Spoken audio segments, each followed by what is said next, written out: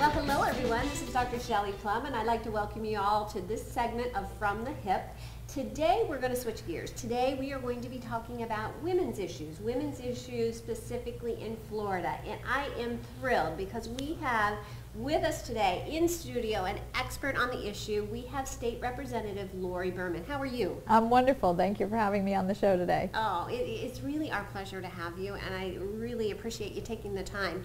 So, women's issues. There are so many things that are popping to my mind when I think about that, and it's near and dear to my heart. First of all, obviously, I am a woman. I also have a daughter, so and I know you know that because we have talked about that before. So, what are some of the women's issues that you see pop up in your day-to-day travels? Yeah, I think one of the biggest issues that affect the women in the state of Florida is the issue of equal pay for equal work. Okay, yes.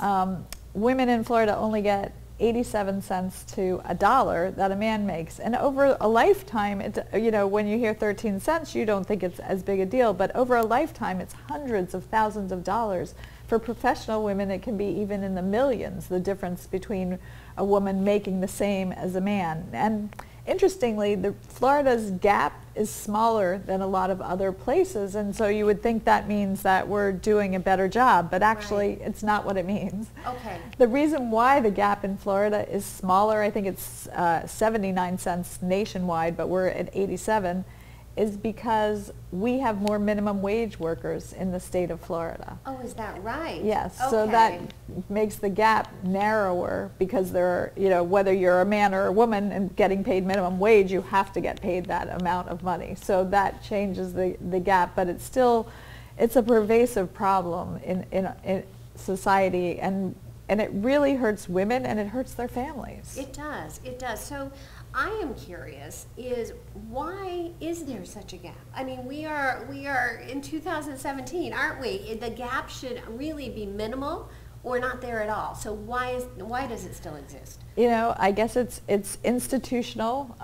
People think that women are working as for fun or as a second job, and they just don't sometimes take us as seriously. And the other thing is we need to lean in and also make sure that we're making the same salary as men, and we need to be saying, be finding out those kinds of things. Unfortunately, employers don't encourage people to talk about their salary and often discourage it. I've sponsored an equal pay for equal work bill in the state of Florida, and one of the things in my bill says if you're an employer and your employees talk about your salary, you can't retaliate against them for talking about it. Okay. The bill hasn't passed. We haven't even been able to get a hearing on it. But that's something that we need to do because people need to understand that, that they're being paid less than a man for comparable work. Right, right. And that's very important. Is there anything, and I'm sitting here and I'm listening to you talk, and really, and I salute you for standing up for things like that. Is there anything that we can do as bystanders to help with that? Sure, absolutely. This year in the legislature, we actually held a rally in Tallahassee. We had people come. We had about 200 women. And that's where you really make a difference. The Capitol is 6 hours from Palm Beach County. It's very isolated. We get up there, people are in a bubble, and they don't remember that we're representing all these constituents. So the more you can come to Tallahassee and meet one-on-one with your legislator and say, there's an equal pay for equal work bill, I'd like you to hear it. I think it's important for us to do equal pay for equal work in the state of Florida. That's how you can really start to make a difference. And when we held those rallies in Tallahassee, yes, we had some satellite rallies throughout the state also. Really? Yeah, so okay, we need to have more rallies and more discussions one-on-one with your legislator and tell them that this is what you want. Oh, that's important. That's important. So equal pay. So I'm sure there are other issues that are out there. What jumps to your mind?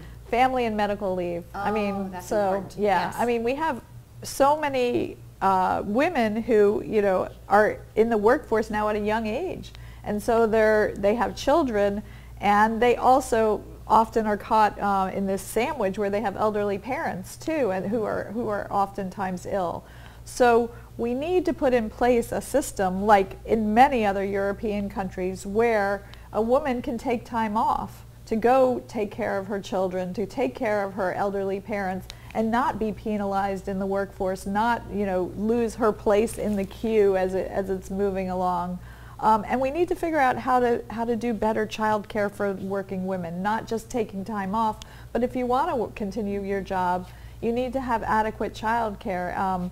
Right now, child care is extraordinarily expensive for working women. It's unfair. It's an unfair burden on families, and we need to figure out what we can do. I know there's some discussion on the federal levels about that. There was a bill in the Florida legislature also.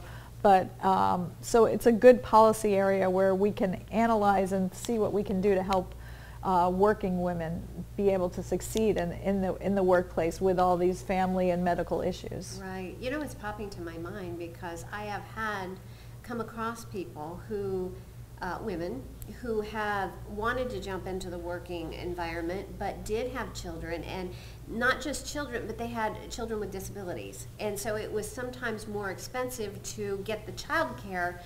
They were not making enough to pay for the child care, so that definitely is something that is needed, don't you think? Absolutely. Yeah. I mean, we definitely, the disability is even a whole nother layer of it, which makes it so much harder for people. And we have so many children who are coming up in our system who have autism, for instance. I mean, I think 1 in 8 children now are born with autism, and that's something that parents often have to deal with much beyond when a child is 18, just like having a disability. So it is something that we as a society need to address. We need to figure out what we're going to do for these people who want to be part of the workforce, who want to be productive, who could be productive, but have family situations that make it difficult for them. Yes, very, very. There is a quote. You're talking, and there's a quote that's popping to my mind by Harv Eckert, where attention goes, results show.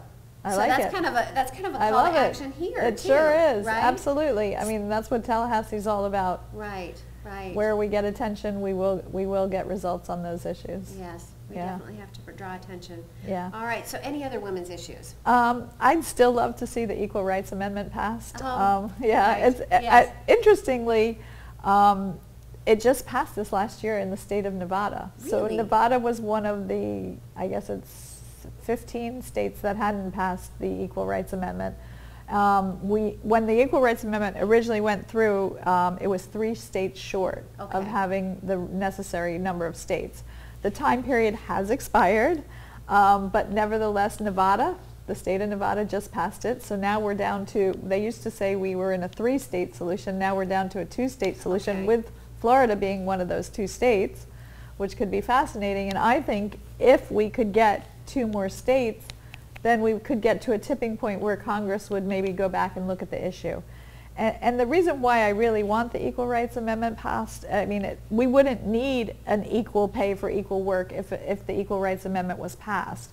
The amendment gives women the same protection that men have, and we could use that law to sue for equal pay for equal work. People just don't realize, but now there is no constitutional protection for a woman to be equal to a man without the Equal Rights Amendment. That's the way we are right now. That's interesting what you're saying, because that kind of puts a whole new perspective. By the Equal Rights Amendment really could fix a lot of other problems. Absolutely. That you summed it up perfectly. And what happens in the court system is they're not sure how to adjudicate these cases where people bring them based on discrimination for being a woman, anything. It could be in lodging, it could be staying at a hotel, being mistreated, it could be in your job. Yes. So anywhere where there's potential discrimination, when we have these court cases, they're not sure what standard to use, but if women were a protected class, they would have to use the highest standard, and it would be across the nation. Every case would be decided according to that higher standard, which would be great. That is wonderful. That's really puts a new perspective on it. So in concluding this interview, and again, thank you so much for joining us, if there's any words of wisdom you could give women out there with regards to equal rights, what would it be? Be active. Take the initiative yourself. Make sure that you know that you're being treated equally at all times. You need to be aware of, in your workplace, in your daily life, in your interactions, and you're staying at a hotel, just make sure that you're not being discriminated against, and then if you are, figure out, you know, an appropriate venue for taking responsibility. I think the more that we are aware and voice our concerns, the more that we can make changes. I agree, because it's not just about us personally, is it? And it's about our daughters, our granddaughters, and even other people out there that we don't know. By getting involved, we can help so much. Absolutely. So please be involved. Yes, absolutely. So for people out there that are seeing this interview and they want to know more about you, they want to contact you or even ask questions about what we talked about today, where would you point them? So we have a website on the Florida I don't know, the Florida internet. So my website is Lori, Lori, Berman, Berman, at myfloridahouse, one word, myfloridahouse.gov. Perfect. Yeah. Well, on behalf of the entire PlumbTalk team, I want to thank you again for joining us. This has been a lot of fun. Thank you so much for having me, and I'm always happy to come back. Oh, wonderful, wonderful.